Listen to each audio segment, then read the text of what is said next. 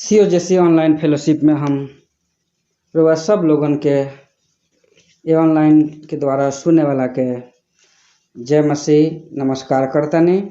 आई बहुत खुशी के बात बा कि आज ये ऑनलाइन के द्वारा हमनी के प्रभु के वचन सुने के मौका मिलल बा।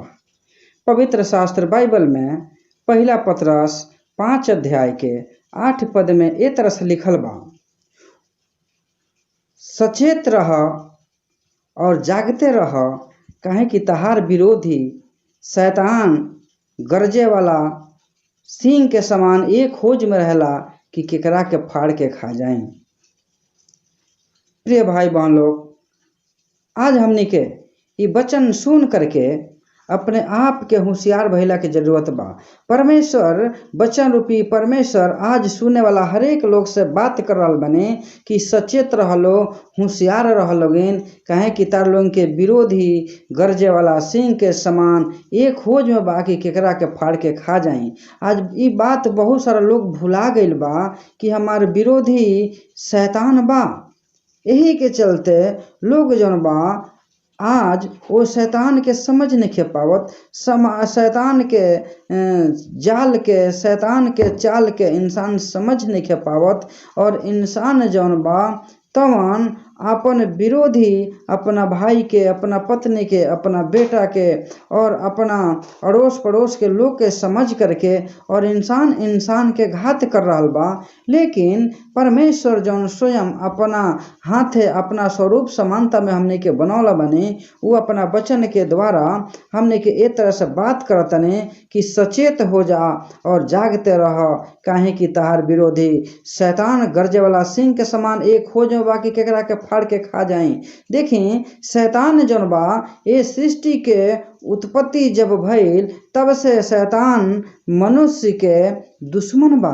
काहे कि शैतान के और इंसान के बीच में परमेश्वर खुद बैर उत्पन्न कैले बने। काहे कि शैतान प्रभु के आज्ञा के इंसान के जीवन में आकर के उल्लंघन करा दलस, जौना के चलते परमेश्वर का कहने कि इंसान और शैतान के बीच में बैर उत्पन्न कर दाने। और आज वह बैरी इंसान के शैतान जौन बातन हमेशा इंसान के फाड़ के खा जाए खातिर, ओकरा के परेशानी कर देवे खातिर, ओकरा के दुख देवे खातिर हमेशा तैयार रहला।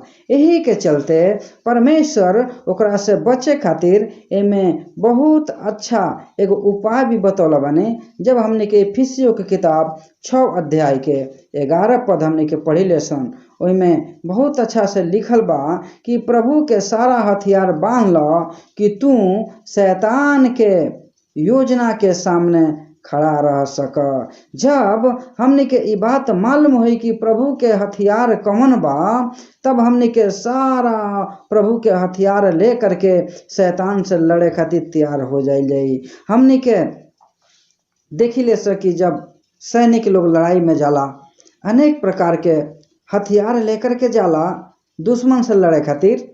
आज इस संसार में भी जौन शैतान और इंसान के बीच में लड़ाई बा और इंसान ये बात के समझ ना पाई और वो शैतान से लड़े खातिर और इस संसार के कोनो भी हथियार ले करके लड़े के सोची, इंसान जौन बात फेल हो जाई। यही के चलते परमेश्वर स्वयं जौन इंसान और शैतान के बीच में बैर उत्पन्न कैने, तो ओकरा से बचे खातिर परमेश्वर खुद जौन बा एगो हथियार देल बने। वो हथियार के हमने के जानल जरूरी बा, वो कौन सा हथियार बा, तब हथियार के द्वारा हमने के शैतान से लड़ सकल जाई। एमे साफ तरह से लिखल बा कि प्रभु के सारा हथियार बांध लो कि शैतान के सब योजना के सामने तू खड़ा रह सक। यानी कि शैतान कौन कौन योजना इंसान के परेशान करे खातिर लागल बा, जब इंसान के पता हो जाई तो इंसान का करी, वो प्रभु के हथियार ले करके और हर एक समय वो शैतान के सामना करके, शैतान से लड़ करके और विजय के प्राप्त कर सकता। हालेलुया। यही के चलते यही में और भी हमने के आगे देखल जाए, शैतान इंसान के जीवन में हमेशा लड़ाई करे के तैयार बा। और ये बात जरा पता नहीं खे वो अपन सारा कमाई अपन सारा समय एक तांत्रिक के पीछे एक वैद्य के पीछे और झाड़ फूंक करे वाला के पीछे अपन सब कुछ व्यर्थ में खर्च करके और इंसान दुखित बा और दुखित हो करके इंसान अपन प्राण भी दे देता। लेकिन परमेश्वर नहीं चाहत कि इंसान दुखित रहो। यही से परमेश्वर स्वयं इंसान के कहनी हे सब परिश्रम करे वाला बोझ से दबल लोग हमरा लगे आव हम तरह के विश्राम देव। परमेश्वर स्वयं ए संसार के हरेक व्यक्ति के बुला रहल बने जौन आदमी ए संसार में ए शैतान से लड़ाई में हार रहल बा, ए संसार में शैतान से जौन बात मन दुखित हो रहल बा, चिंतित हो रहल बा, व्याकुल हो रहल बा, ओकरा के परमेश्वर ए संसार के हरेक परिस्थिति से बचावे खातिर अपना पास बुलाओ तने। प्रभु कहने कि हमरा लगे आवा हम तरह के विश्राम दे। इस संसार में हरेक लोग खातिर ये प्रभु के आवाज बा। हमने के परमेश्वर के आवाज के सुनल बहुत जरूरी बा। जब हमने के आगे वचन में पढ़ल जाई इफिसियों के किताब 6 अध्याय और ओकर 15 वचन से देखल जाई, एमे बहुत अच्छा तरह से लिखल बा। एमे 14, 15, 16, 17, 18 पद में बहुत अच्छा से लिखल बा कि सबसे पहले का कर, सत्य से अपन कमर कसला और धार्मिकता के झिलम पहिन ला। यानी कि जब सैनिक लोग लड़ाई करे जाला, अभी सैनिक के दुश्मन से लड़े खातिर सबसे पहले पैंट के बेल्ट बहुत टाइट होके के चाही। वही गनिया परमेश्वर ये बेल्ट रूपी अपन वचन दे दल बने। वो वचन कौन है? सत्य के वचन। एमे इफिसियों 6:14 में लिखल बा कि वो शैतान से लड़े खातिर का कर, सत्य से अपन कमर कसला। यानी कि मनुष्य के कभी भी सत्य के ऊपर रहे के चाहिए। प्रभु कहने की तहार बात कबो हाँ के हाँ और ना के ना होके के चाहिए। और लिखल बा कि धार्मिकता की झिलम पहिन कर, यानी कि जौन अभी सैनिक के लड़ाई के एगो पोशाक होला, वही गनिया हरेक इंसान के परमेश्वर वो लड़े के पोशाक दे रहल बने। उ पोशाक हवे धार्मिकता के। यानी कि हमने के हमेशा धर्मी बन करके रहे के बा।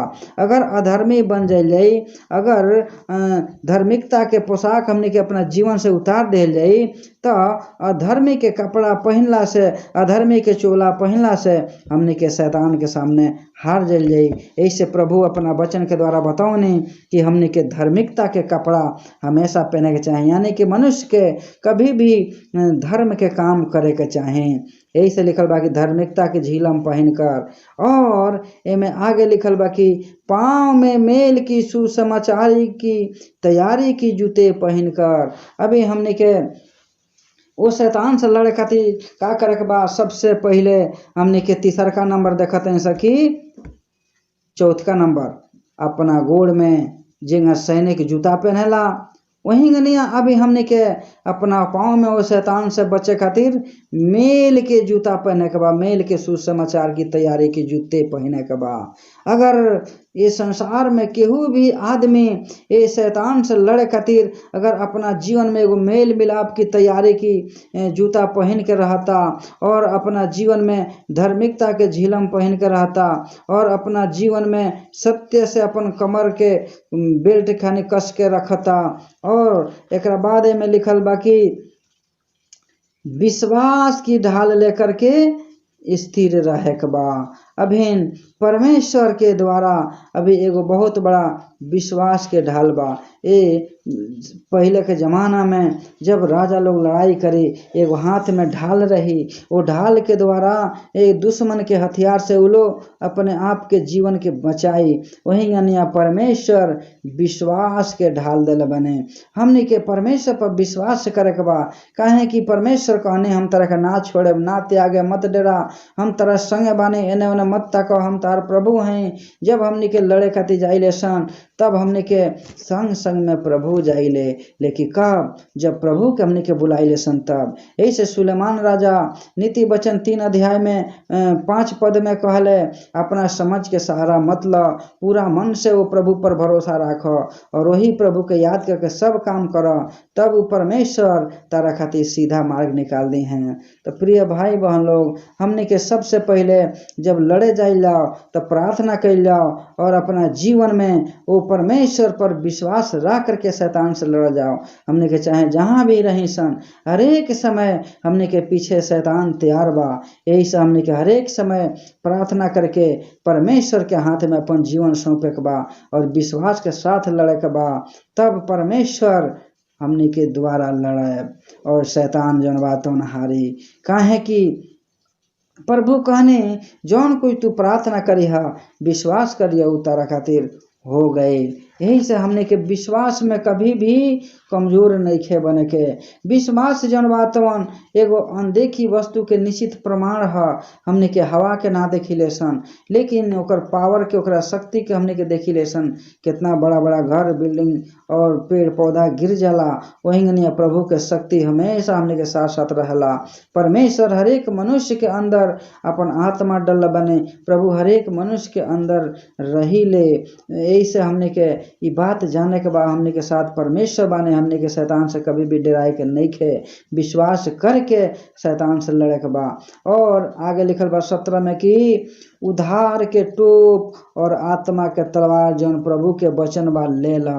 हमने के परमेश्वर के वचन ले लेवे के बा, काहे कि परमेश्वर के वचन ही तलवार बा। इस दुनिया में बहुत सारा हथियार लड़ाई के बा, लेकिन शैतान से लड़े खातिर एक हथियार बा, वो आत्मा के तलवार बा, प्रभु के वचन। ओकरा के ले लो बा, काहे कि शैतान वो वचन के द्वारा ही हारेला। शैतान वो वचन के द्वारा ही जौन वातवन मारल जाला।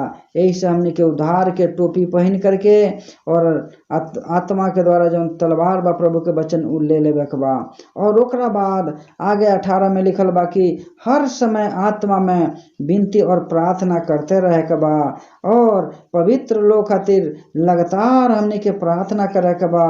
और याकूब जब 4 के 7-8 में पढ़ल जाई तो लिखल बा कि शैतान के सामना करो, उ तारा पास से भाग जाई और परमेश्वर के निकट आव तो प्रभु भी तारा निकट में आए। हालेलुया। हमने के हमेशा वो शैतान से सामना करे के बा। ये जन वचन हमने के सुनिया सन, ये वचन के हमेशा हमने के याद रह करके और परमेश्वर के निकट में हमेशा बना रहे के बा, तब प्रभु भी हमने के निकट बना रहे और प्रभु हमने के हमेशा पास रहे और हमने के जीवन बहुत आयत की आशीष करे। आई हमने के प्रार्थना कर ले। Hallelujah, hallelujah. धन्यवाद, धन्यवाद, धन्यवाद पवित्र सामर्थी जीवित प्रभु। एक बार हम लोग के स्तुति करतने आज के दिन में, विशेष करके ये वचन के द्वारा आज प्रभु ऑनलाइन के द्वारा बहुत सारा लोग के द्वारा प्रभु ये वचन अपन बता रहल बने और बहुत लोग के प्रभु जीवन में कार्य कर रहल बने। हम धन्यवाद तने। हे प्रभु, इस संसार में बहुत सारा लोग बा जौन शैतान से लड़े खातिर नहीं जानत, लेकिन हम विनती करते हैं प्रभु ये जौन आज हे प्रभु ये ऑनलाइन के द्वारा शैतान से लड़े खातिर हे प्रभु जौन प्रभु और वचन बतावल गए, ये वचन के सुने वाला हर एक लोग पर आशीष करें, ताकि सब लोग सुन करके समझ करके और शैतान से लड़ सके हिम्मत के साथ। प्रभु वो परमेश्वर शैतान के सामना कर सके और शैतान यीशु मसीह के नाम से हार जाओ। हे प्रभु हम प्रार्थना करते हैं सुने वाला हर एक लोग के जीवन में आशीष करें।